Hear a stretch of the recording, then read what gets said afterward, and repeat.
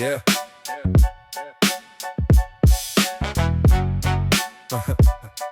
Yeah.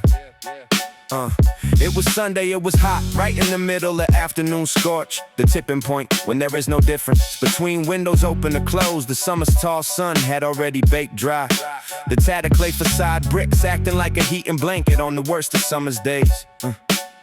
He sat down to write on a dishevelled wooden stool. It faced his only window, which looked straight out on the streets of Paris. He often was in conflict on whether or not his view served as inspiration or distraction, as it split his attention with every noisy scooter or every quarrelling couple. If he were to write what he saw, it would be impossible to keep up.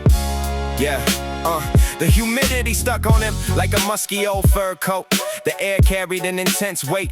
He didn't feel like writing today, but the words of stoic Hemingway continued to ring in his ears that he should write. The truest sentence that he knew, and do so daily if feasible. So he wrote what he saw, staring out his lonely little window over the Rue des Saules in Montmartre, just across from the Le Consulate. Just write one true sentence, that's all that he said. Let it come from the soul, not the noise in your head. Even if it's simple, even if it's not, even if it's just man, it's hot. He always hated telling Parisians where he lived. It seemed too easy, so cliche. But addressing foreigners, it was different. To them, it was pure fantasy.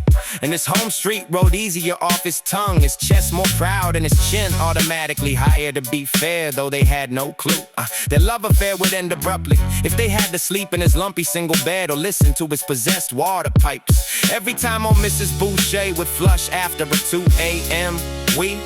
He had already begun, after plenty of procrastination, forcing himself to put pen to paper. He wrote it was hot. He wasn't quite sure if he stopped right then and followed it with a period, if that counted as a sentence. Regardless, it was true, it was hot, followed by a few words describing the heat and its intensity. Eventually his attention turned from the heat to the people sitting in it. Who in their right mind would sit out in midday sun and drink a hot beverage? Parisians in their cafes, always a time and place to kill an hour, and they do and do it in style. But sometimes he wished they would just get over themselves, how they would look at a tourist all funny when they asked for a latte, as if they had no idea what you would want sitting down in a cafe. You must mean cafe creme.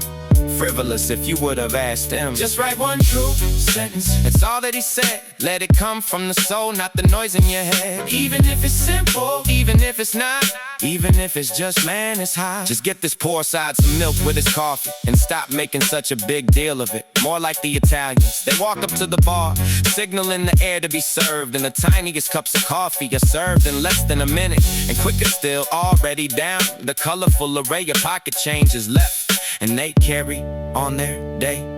Necessary? Yes. Arrogant? Not in the slightest. On the contrary, an efficient, elevated standard of living without the pomp, but not here. There is an art to drinking a hot cup of joe, and you must sit, and if you are fortunate enough, you sit back to the cafe to look out at all the others who do not have the luxury of time. But for him on this day, he didn't go out. He couldn't be bothered with leaving. Yeah, he stuck with the Sangiovese Puglia, something about those Italian reds. Regardless of price, they were usually darker and earthier than the other wines in his budget. Today, though, this one was a little sweet. He should've just went with the dry southern rosé, although we would never say that out loud. In the company of his peers, they all drank scotch and rambled on and boasted of their accomplishments. However, he knew they all drank for the kick and found it obnoxious how they always had to ask what proof it was. Just write one true sentence, that's all that he said. Let it come from the soul, not the noise in your head. Even if it's simple, even if it's not, even if it's just man, it's high. He enjoyed something more subtle, something that changed in the bottle. The air that jumped in and started pulling apart the wine, rounding off the edges, making it more palatable. Leaving it too long though, there would be nothing left. This whole life force gone from within and lifted into the air.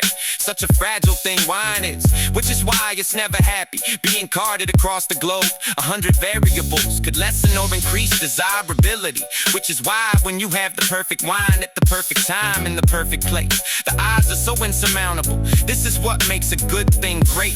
It's true much can be said about whiskey, but he didn't have the stomach for it. The ideas started to flow, letters into words, words into sentences piling up. It seemed so long ago, him struggling to find one honest sentence. This Hemingway is genius, he thought, just write one true sentence. Forget about the spelling, leave the editing to the washed up wannabes. And the more he wrote, the more the wine disappear. Just write one true sentence. Just write one true sentence.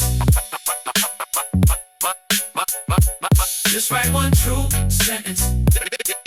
Even if it's just man is high.